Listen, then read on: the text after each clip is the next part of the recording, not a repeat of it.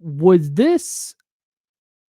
I think I know the answer, but Mike Brown talked about this a little bit yesterday, and I thought his perspective was interesting. The question for me is like, was this a good or bad regular season? Because you had Domantas Sabonis improving even from where he was last year. Mm-hmm. That's one of your stars. You would like to see that player continue to get better and hone their game and improve, and you kind of saw that this year. De'Aaron Fox, kind of a weird couple of lulls this season, but still, no doubt that he is this 1A player that we kind of thought he was. And then some ups, some downs, couple games worse than last year. And to me, it was like, well, this regular season was definitely bad. It was not a successful regular season. But then Mike Brown talks about how, hey, anytime you have an opportunity to play in the playoffs, like that's a great opportunity, and da da da da. He's the coach. Yeah. And what he thinks and what the players think, that's ultimately what matters. I just couldn't disagree more with him. That you can sit here and go, hey, 9 seed, chance to play for a playoff spot. Yeah. I don't know. I did not agree that just because they make the play in that this was a good year. So here's how I would, like, if I'm Mike Brown, like, perspective here. You had a season where no one got hurt last year. And the guys that did get hurt were able to play through injury. Like, whether that's because they were incredibly tough or because the injuries were something that allowed them to play through it. Mm-hmm. But you basically had an entire season where, most of your top 8 guys played 70-something games, and a couple of them played it even more than that. You get to this season, and you have Harrison Barnes and Domantas Sabonis play all 82. De'Aaron Fox plays 74. Keegan Murray plays 77. Malik Monk plays 72. But and Kevin Huerter 64. But the problem that you have this season is the Trey Lyles injury early in the season cost you 13 straight games. Trey Lyles has another injury, another portion of the season, which cost him more games. You have the Kevin Huerter injury that really, again, ends his season way early. And then you have the Malik Monk injury, which cuts the wind out of your sails completely. That was tough. So I know we all, like, on the outside, we've been like on top of this team all season long because they're not progressing. They're not doing something bigger, better than we thought that they would do. Well, they finished 2 games less than they did last year, and their games missed due to injury is like 5-fold. Like, it's so many more games lost due to injury this year than last year. And I'd even say, like, look, if you would have somehow made it through the last part of the season with even Malik Monk, I don't think you lose like 5 out of your last 6 or whatever it is. Yeah, he was worth at least 2 wins on the stretch. Yeah, you probably win. Like, so let's just say they pick up 2 more wins and they end up with the same exact win total, but that's just one player's injury totals taken out and not everybody else's. So you're still looking at a season that they were a lot more injured. They never found the continuity that they found the year before. I don't think it's an incredibly successful season.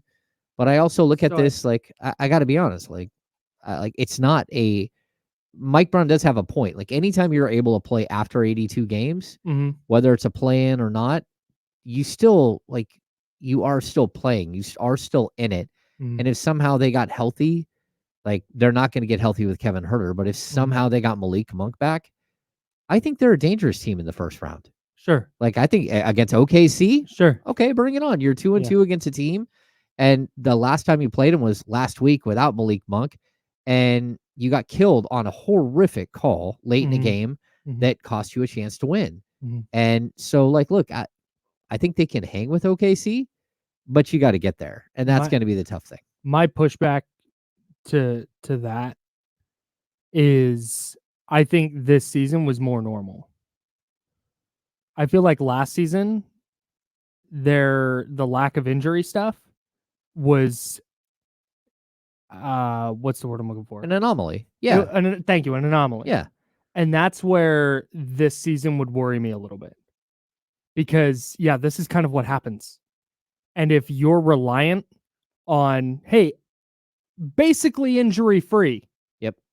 for an entire season, to get to 48 wins, which would have gotten you the 8 seed this year.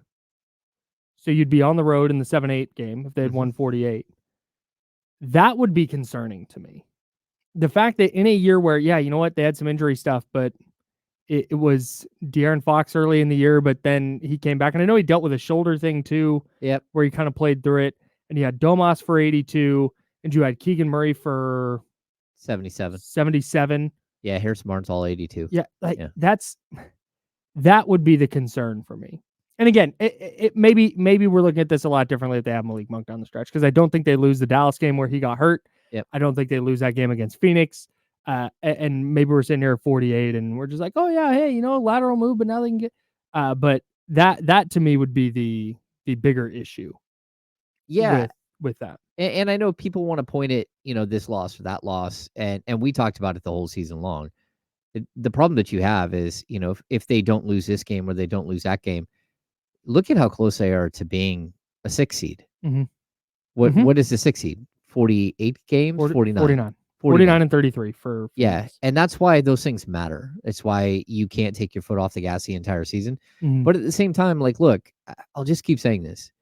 The team that starts your playoff run, right? However many years this is going to be, like, we can count this not as a playoff run, but as a postseason run at this point, right? They've made the postseason. They're getting a game after the season, hence the word postseason. It's the post-dash season. Yes. It's not the postseason, capital P. Yeah. It's the post-hyphen season. Okay, we can call it whatever we want. I don't consider the play-in a playoff game. You didn't make the playoffs. Yeah, not in the traditional sense. No. But it is a postseason game. No doubt. So the way that I look at this, though, is that the team they have today and the team they had last year, whatever team it is that takes the next step is not going to look like this. Like, we've already seen that you can rework this roster and have it look different, and you can change things. And we can even talk about, like, the way that they started the season, where, again, they had some clunkiness to their offense, but their defense wasn't good still. And then the way that it ends up, where their defense takes this gigantic leap towards the end of the season, and they're actually playing much better defensively when a lot of teams are playing worse. And they moved all the way up to number 14 in the NBA. And that is the, like, number one. I think if you ask Mike Brown, even if they lose on Tuesday, and you talk to Mike Brown, where he's going to tell you the whole truth, like, hey, how does it? I'm certain he would circle that and go, this is what matters. This is what matters. Because if you're going to take a logical step and become a better team, it has to be on the defensive end. That's it. And if you don't do it, you're just going to keep being this fun game, this fun team that gets bounced in the first or second round. That's it. And in all honesty, like, look, they're going to make changes. Like, I've brought this up before, like the 1998-99 Kings to the year 2001. I mean, you have to remember, there is no Jason Williams on that team. Corliss Williamson was traded for Doug Christie. That, you know, like, teams evolve, they morph as they start to understand what pieces will get them to the next level.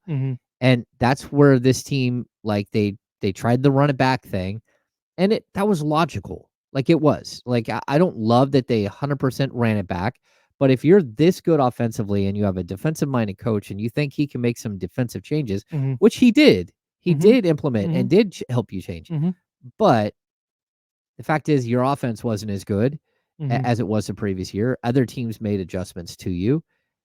This team, they should have made some sort of move at the trade deadline, to not just to make a move, to make the team better. And they didn't. And so, like, you can't say we're going to run it back, realize for 40 games that running back is the wrong decision, that it's not working out like you'd hoped, and keep thinking, well, maybe, just maybe, after the deadline, they're going to look better. Because that's not the way it works. No, not at all. And so they didn't make the move, and it becomes stagnant. And then you have some injuries hit. And that's why you are where you are. I mean, this team easily could be 4 games better than they are. And I don't think it's even difficult. We can talk about, like, if Colby Jones to tip in at the end of the Celtics game, there's one game. And whether you should have won that game or not, that doesn't matter. You were right there, and he gets fouled, right? And then we keep going through all of these games where it's either a 2-minute report or a game that you just flat out shouldn't have lost. Mhm. Like this team easily could have been a 50-win team. I don't even think it's like questionable. Mhm. They win 46. So I mean it's right there.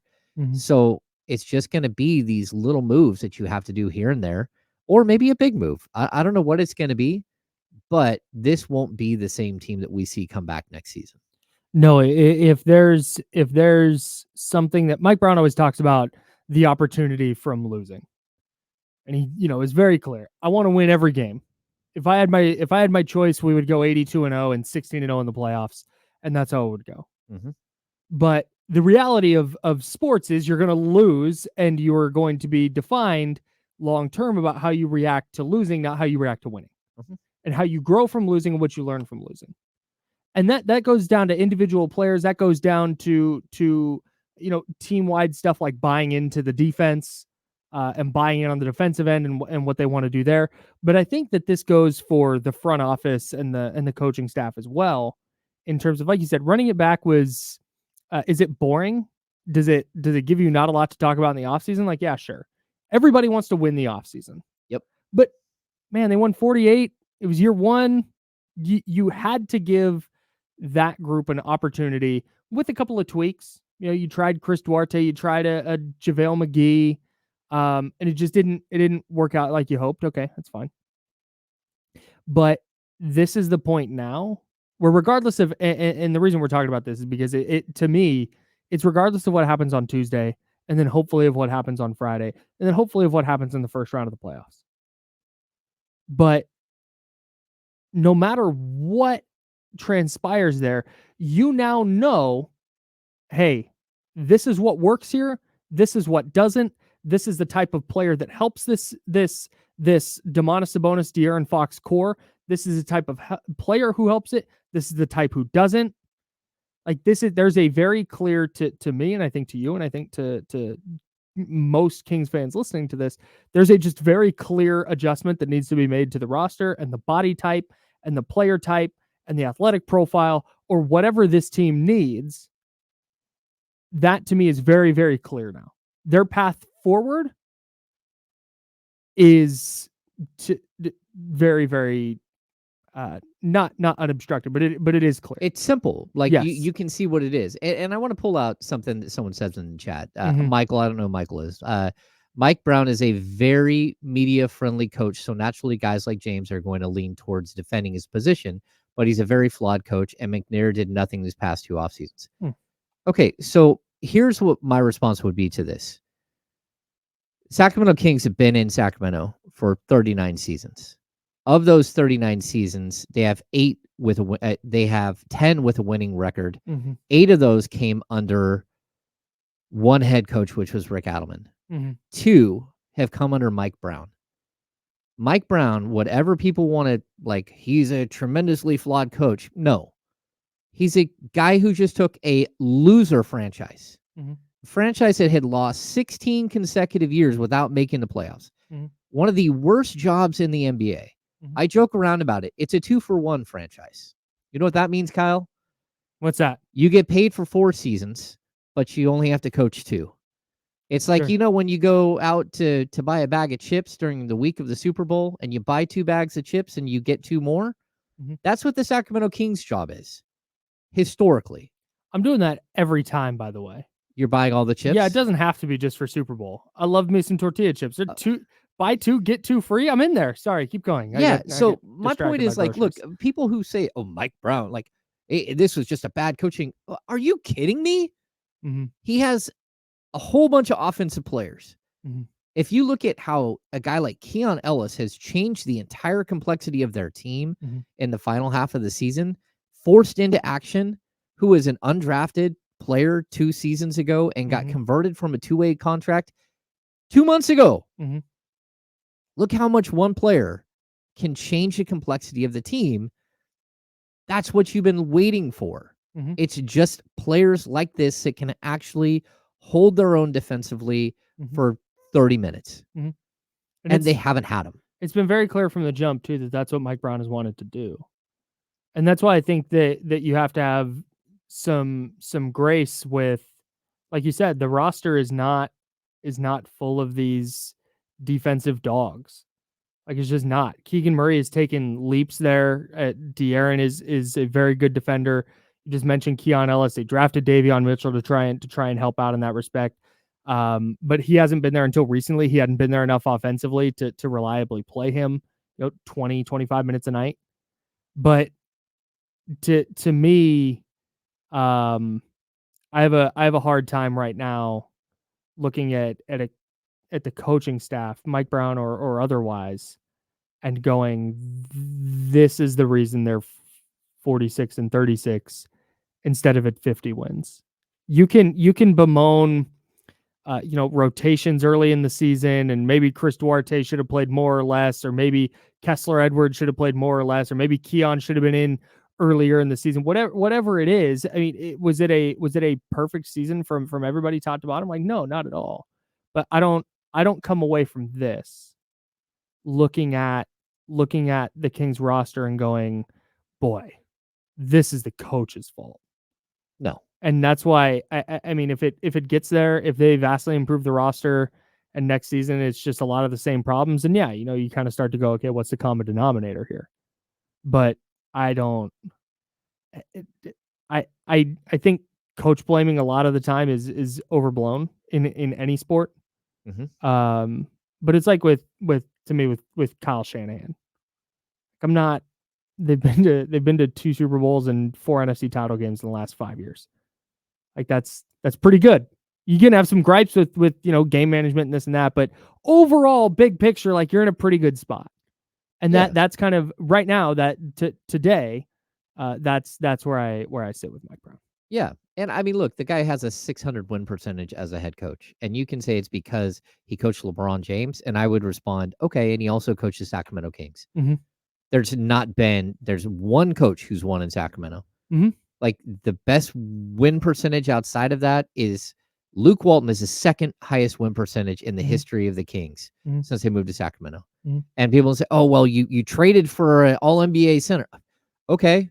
I certainly, I'm old enough to remember when DeMarcus Cousins was on the Sacramento Kings, Mm-hmm. and he's flanked by Rudy Gay and Isaiah Thomas, and you still don't make the playoffs. He's flanked by Isaiah Thomas and Rudy Gay and a bunch of veterans. They still don't make the playoffs. Mm-hmm.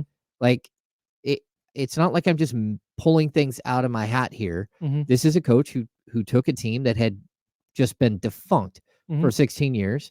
And whether he's a great coach or not, I don't know. But what I can tell you is he's a much better coach than anyone else who's been here outside of Rick Adelman.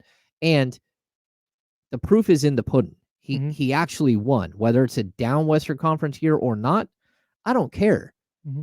Look at this year's Western Conference. This year's Western Conference is a bloodbath. Mm-hmm. And he has his team in, like, could they have finished 6? Yeah, they could have finished 6. Mm-hmm. It's a matter of inches here. So yeah, no, I'm with you for the most part on that. I don't look at this roster and go, wow, they are just not getting enough out of it. That to me is it just kind of is what it is, and the fact that they jumped up to 14th in defensive rating for the year. And they fell down in offensive rating a little bit, but offense is way easier to come by than defense. And if you are improving on the defensive end year over year, while still having an opportunity to make the playoffs, I think you're still in a pretty good spot moving forward. But again, next year, if they win 40 games, okay, let's have a conversation. Next year, if we're looking at in the offseason, we're looking at the roster and they make all these improvements and a trade here and a trade there and a signing here and a signing there, we're going, hey, this is the team. And then they regress. Okay. Right. Then but that to me, I get the frustration, and I get, because like I said, I did radio in San Francisco when the Niners are going to the Super Bowl and people wanted to fire the head coach after a Super Bowl. It's just not, I'm sorry, I can't get there. Yeah. Not logically anyway. You can be hot take guy. You go, you know what? Somebody needs to be held accountable. They won fewer games this year than they did last year. Mike Brown's got to go. Jay Triano's got Monty McNair on the hot seat starting now. Like, yeah, you can do that. That's insane. I'm sorry. It's fan reactionary stuff. And to me, it's very clear. Like, Like, look, this guy's a better head coach than any of us, dude, all of us. no, but Like, that's fine. it is what That's it fine. is. It's not even fan reactionary stuff though, because that's me, dude. Like I'm there. I will knee jerk reaction and overreact and do this and that. But I can't. I will do that, but I can't get there with this. No. I just I my opinion, very, very quickly, is when a coach loses the locker room, it's time to go. Mhm.